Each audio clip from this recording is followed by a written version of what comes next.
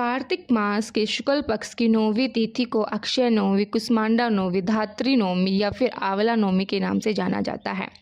धार्मिक दृष्टि से कार्तिक मास की इस नवमी तिथि का महत्व अक्षय तृतीया से कोई कम नहीं है।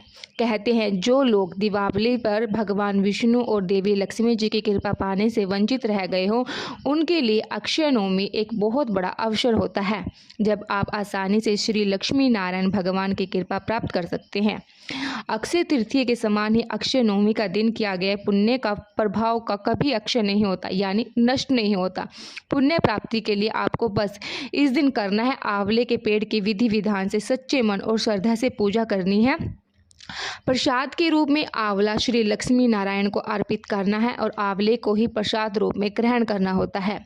अक्षय नवमी के दिन आंवले का प्रधानता होती है क्योंकि तुलसी और बेल दोनों के गुणों को धारण करने वाले आंवले के पेड़ पर इस दिन त्रिदेवी यानी श्री ब्रह्मा, विष्णु और महेश के साथ त्रिदेवी अर्थात देवी सरस्वती, लक्ष्मी जी और देवी पार्वती जी भी वास करती है।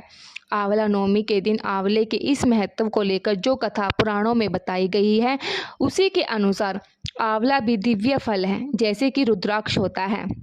जैसे भगवान शिव के असुरों से रुद्राक्ष का वृक्ष अस्तित्व में आया था, उसी प्रकार ब्रह्मा जी के आंसुओं से दिव्य फल आंवले की उत्पत्ति हुई। जब ब्रह्मा जी भगवान विष्णु के ध्यान में लीन थे, तब उनके नेत्रों में अचानक भक्ति भाव से आंसू की 2 बूंदें धरती पर टपक पड़े। ब्रह्मा जी के आंसू से ही आंवले का वृक्ष कार्तिक शुक्ल नवमी तिथि को प्रकट हुआ था। इसलिए इस दिन आंवले की पूजा का विधि विधान है। ऐसी मान्यताएं हैं, इस दिन भगवान श्री कृष्ण अपनी बाल लीलाओं का त्याग करके वृंदावन की गलियों को छोड़कर मथुरा गए थे। आंवला नवमी के दिन से ही द्वापर युग का प्रारंभ हुआ भी मानते हैं और इस युग में भगवान श्री हरि विष्णु के 8वें अवतार भगवान श्री कृष्ण ने जन्म लिया था।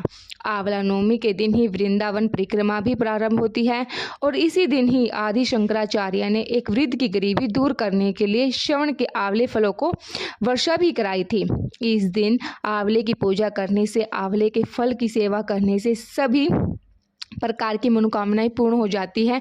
सुहागन महिलाओं को अखंड सुहाग की प्राप्ति, निर्धन को धन की प्राप्ति, संतान ना को संतान की प्राप्ति होती है। इस दिन पूजा करने से आंवले के पेड़ का होना जरूरी है। यदि आंवले का पेड़ ना हो तो आंवले के फल या आंवले की टहनी का भी आप पूजन कर सकते हैं।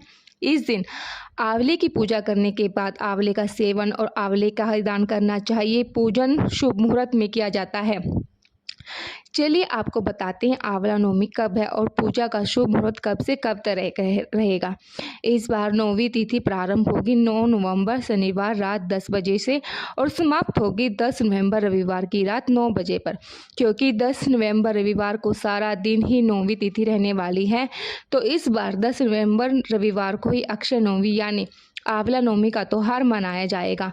इस दिन व्रत भी रखा जाएगा। 10 नवंबर सूर्योदय को होगा सुबह 6:40 पर, सूर्यास्त के समय 5:40 पर, ब्रह्म मुहूर्त सुबह 5:50 से 6 बजे तक रहेगा। इसी मुहूर्त में आप अपनी पूजा को अच्छे से कर सकते हैं।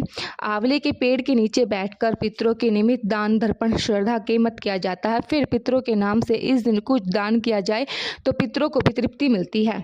यह भी आज की वीडियो में हमने आपको बताया कि आपको ये जानकारी अच्छी लगी होगी। अगर जानकारी अच्छी लगी हो तो वीडियो को लाइक ज़रूर कीजिएगा और अभी तक चैनल को सब्सक्राइब नहीं किया है तो चैनल को भी सब्सक्राइब कर लीजिएगा। धन्यवाद।